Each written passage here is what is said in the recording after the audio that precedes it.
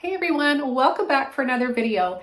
If you're brand new, I'm Joni Young and I love to teach and inspire using acrylic paint, and I love to show you all the things I've taught myself over the past 25 years. So in today's video, I'm going to be showing you step by step how to paint this pretty little landscape. And I'm going to be showing you how to do this on a 9x12 canvas. This is a flat panel canvas and I've been having a lot of fun using these lately. And I'm finding they take up a lot less room in my studio because the paintings are really starting to pile up in here. And I also want to go over how to apply gesso, all the benefits, and why you should be using gesso as well. I'll be going through all the brushes and the colors, and I'll also have a full list below this video in the description box. So I'm really excited to show you guys how to paint this one. You're going to learn a ton in this video. Don't forget to hit subscribe, like the video, and leave a comment and share. It really helps put my videos and my channel out into the algorithm, and more people can find my channel and paint along with us. So that being said, let's jump in and get started. Okay everyone, I'm going to show you how I apply my gesso, and you can use, there's many different gesso options out there. There's homemade recipes. You may have a few simple ingredients in your cupboard that you can make gesso with, or you can purchase it at your local art store. And I'm using Liquitex Professional Acrylic Mediums. I'm not sponsored by them, and I won't have a link below for it, but you can find it in so many different arts and craft stores.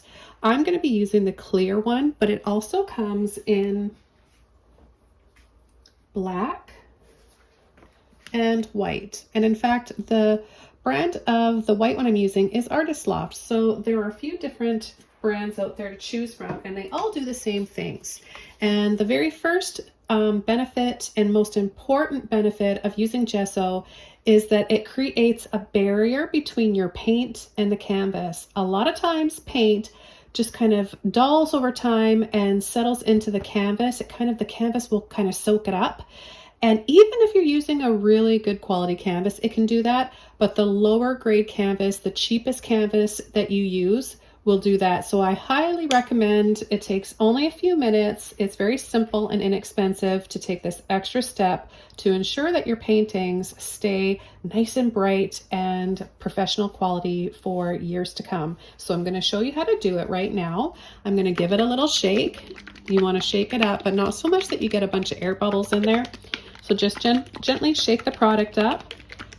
And then take a brush. Okay, so what you can do is squeeze it out directly on your canvas, but I'm going to squeeze it on my brush just because of how I've got my canvas propped up in my easel.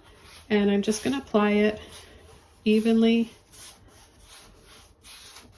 over the whole canvas. You want to apply it in thin coats. I would recommend 1 to 3 coats, let dry in between, and sand if needed. I've never had to sand mine before. Maybe if you're using a certain brand, or maybe even a homemade one, maybe they're a little thicker.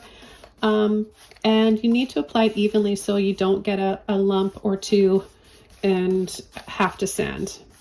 It's just easier if you apply it in nice thin coats, let dry in between. And then we're going to begin this painting right after this dries. So I'm going to speed this up for you viewers out there.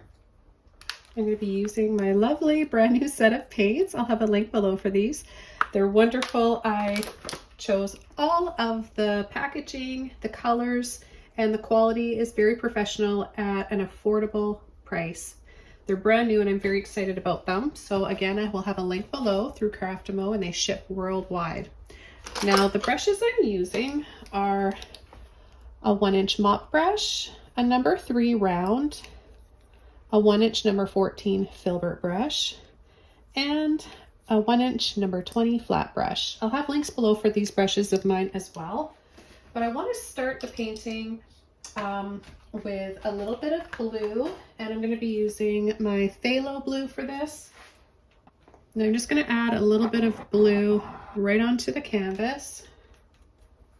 Okay, then I'm going to be using some lemon yellow hue. I'm going to apply this on the canvas as well. Now winter's just around the corner, depending on when you're watching this, I guess. I'm filming this mid-November 2025. And I'm deciding I'm going to paint some snowy landscape to make it up on the spot for you guys. I'm going to add some titanium white now and call it Blue Green Winter. I'm naming the painting before I even know what it looks like. Okay, I'm going to take my flat brush and I'm going to start to just paint the entire canvas, letting those colors mix and blend, making different shades.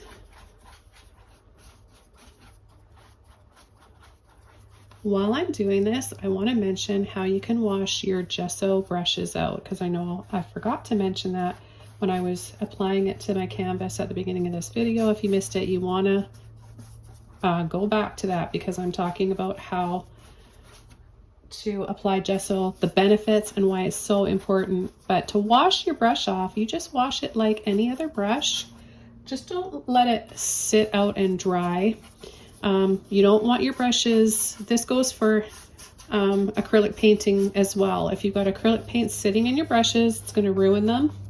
If you've got your brushes sitting in water, that's also going to ruin them. So it's a good idea to get into the habit. I know it's tough when we're in creative mode and we don't want to stop for anything, right? But you've got to rinse your brushes off. Get in that habit of when you're done with them, even if you're going to go back to them later on in your painting, you've got to wash them and dry them. Okay, I'm going to rinse this brush out. Talking about that, and I always say it because I know I'm reminding a few people out there that may be forgetting. I'm going to take my dry and clean mop brush and I'm going to just start swirling that paint around in little circles.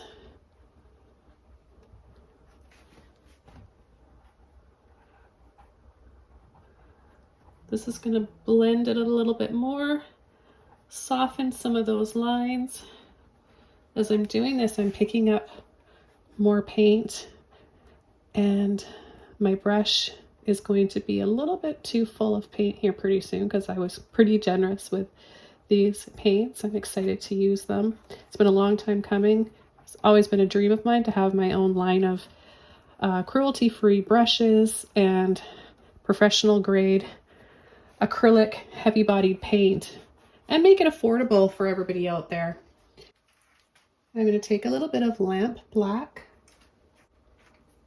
and a little bit more of my blue and a little bit more yellow as well. Okay, what I'm going to do is take my flat brush.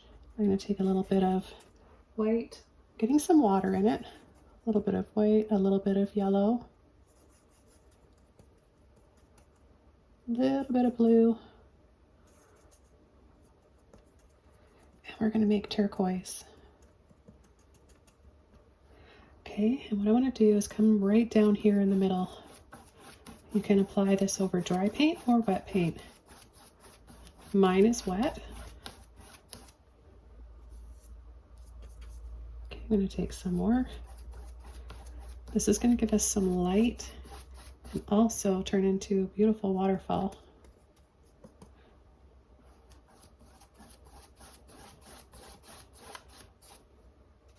Okay, I'm going to take that white on the end of my brush now, kind of just slice into that. And I'm going to come on an angle here, pull and drop. And then I'm going to come on another angle, a little bit lower, pull and drop. Again, we're kind of making a pattern here, right?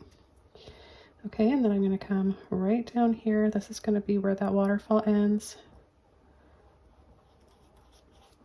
And then I'm just going to pull side to side.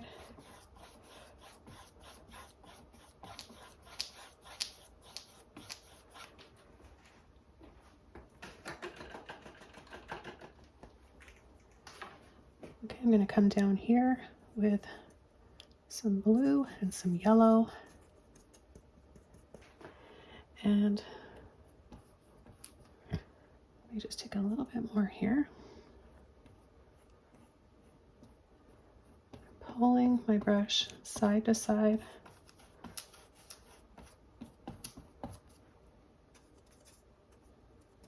Getting that deep blue phthalo blue and phthalo green.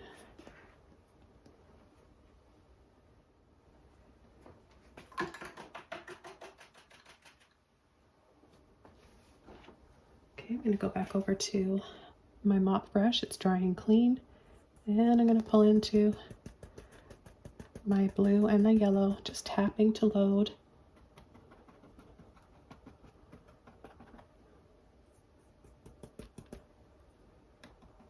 I'm going to come in on both sides, kind of on an angle from the top corners.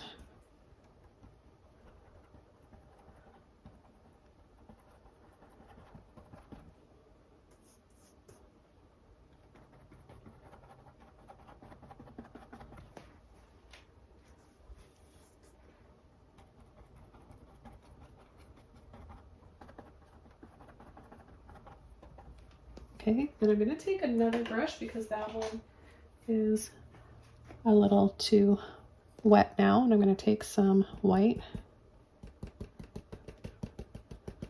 tap. We're going to add some pretty highlights.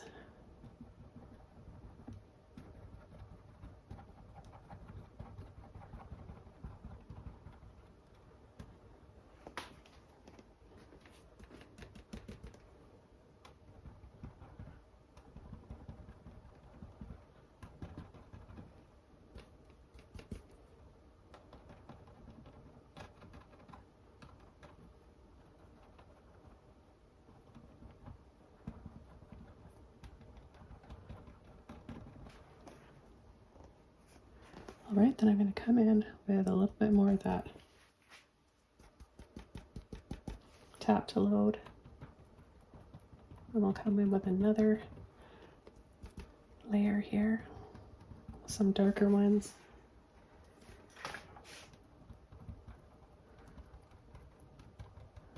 It's nice to take the time to add these layers one at a time.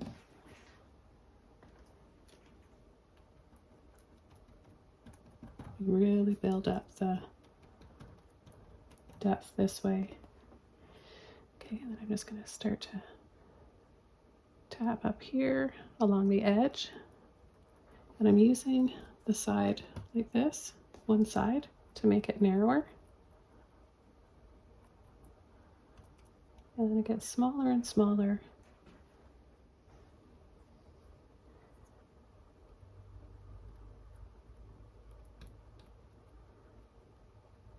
I'm going to do the same thing over here.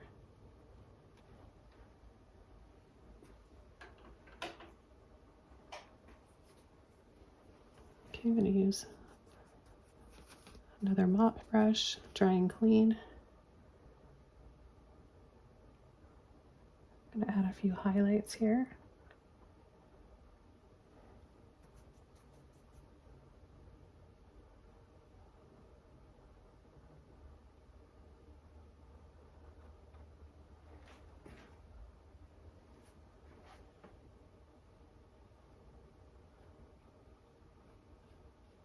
And just gently pull and sweep. I'm going to take a little bit more blue, and yellow.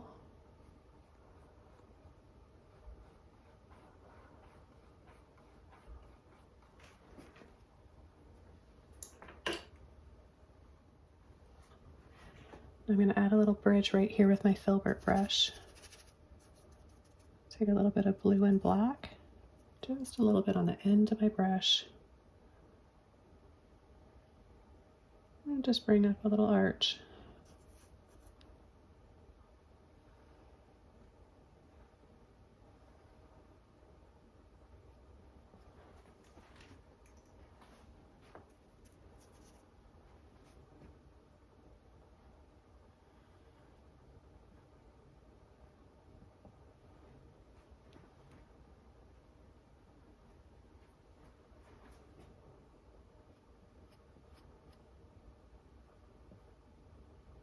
Make it a little bit wider.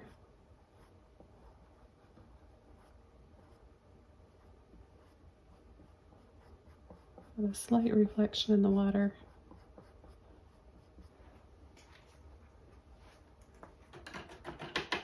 Okay, now I'm going to come in with my brown brush and I'm going to add some tree trunks and branches.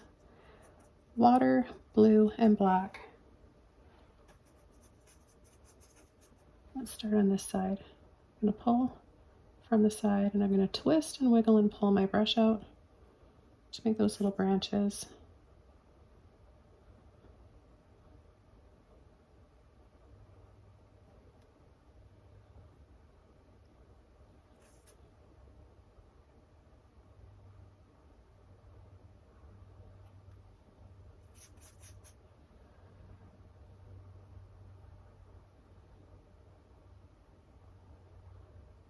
I'm going to pull down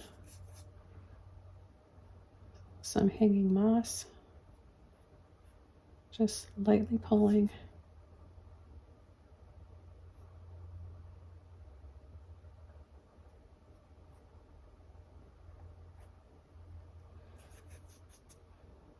Oops.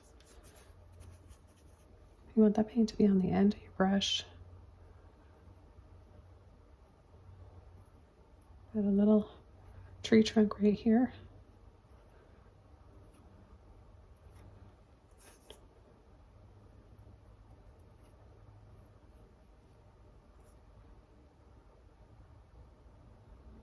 I'm using more black down here so that it shows up against the dark blue.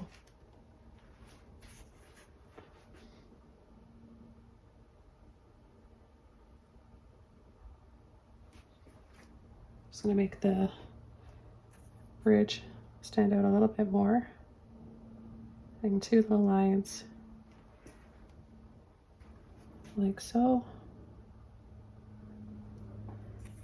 And then we can come over here and add some more branches. Again, I'm going to use more black because it's pretty dark blue. And I want that black to show up against that blue.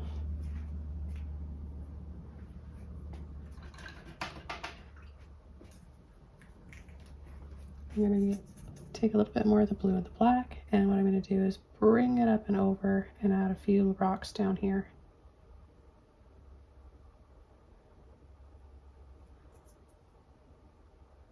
Half ovals or half circles.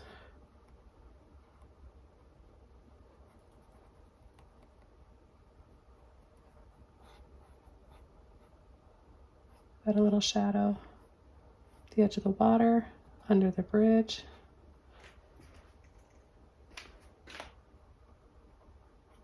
I'm going to flatten this out because the rocks are partially in the water, right? So we wouldn't see, we would just see the top of the water and it would be flat.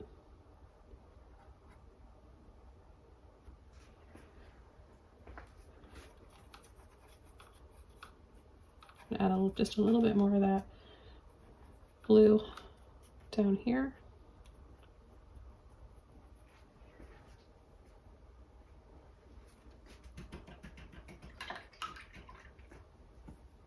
Well, it's so much fun making these paintings up on the spot. I love doing this.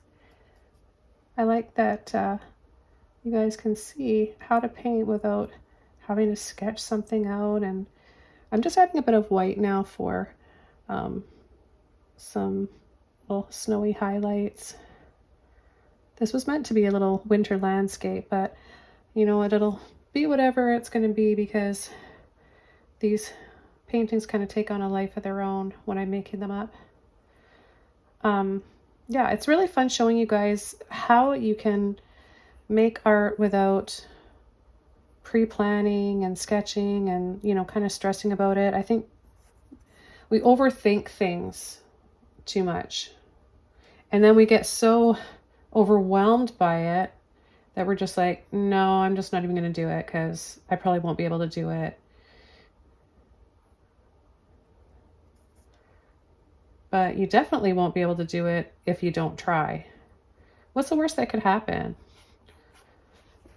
You may not like it at first, but if you try it again and again and again, you're going to start to get a little bit better because that's how you learn and grow. So please try it. If it's something that appeals to you and you want to give it a try,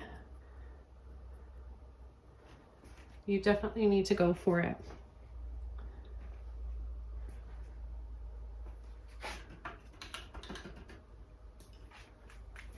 just gonna add a little bit of light inside right here.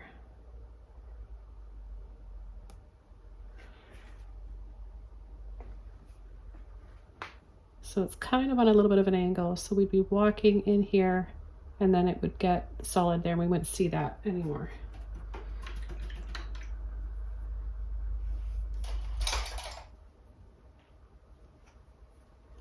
Okay, I'm gonna add a little bit more white. I'm just gonna tap in. You can use a filbert brush or any mop brush, even a fan brush if you want to tap. But I really like using mop brushes. I just think they're really soft and magical and they make really beautiful looking foliage. Every artist has that one brush that just kind of, they feel one with it and they feel like, I don't know, like it's just satisfying to use. And it's definitely the mop brush for me. But if you guys have been here on my channel for a while, you know that. I do like using a filbert brush for some things, but when it comes to foliage and bushes, I mean, I just love this look. And I think it was Bob Ross that I used to watch when I was a very little child that really sucked me into the mop brush.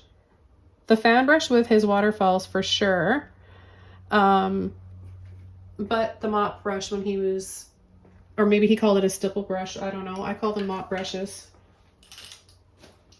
But I just loved it. And I think the last thing I'm going to do here is take my pinky, dip it into some white, and I'm going to make a little glowing sun or a moon. I've actually had a full moon for the last few nights. It's supposed to be the biggest of 2025. I feel like they always say that every month though. And let me just soften that with my filbert brush and a little bit of white. I'm just going to create like this little glow around it.